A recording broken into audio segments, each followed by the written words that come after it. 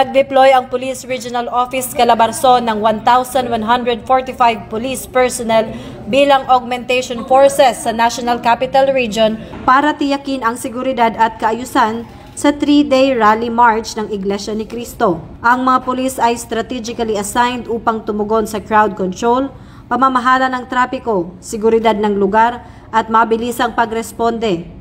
Kabilang sa mga pwenesto ang mga tauhan mula sa Regional Mobile Force Battalion 4A, 5 police provincial offices ng regional headquarters, red at blue teaming at iba pang support units para sa komprehensibong security coverage. Ayon sa Pro Calabarzon, sapat ang bilang ng mga nakadeploy na tauhan at naging maayos ang koordinasyon sa National Capital Region Police Office upang mapanatili ang kaayusan at kapayapaan sa buong 3 araw na aktibidad. Nagbigay rin sila ng paalala sa publiko hinggil sa pagbigat ng trapiko dahil sa dami ng mga dumadalo at hinihikayat ang pagsunod sa mga police advisory para sa kaligtasan at kaginhawaan ng nakararami.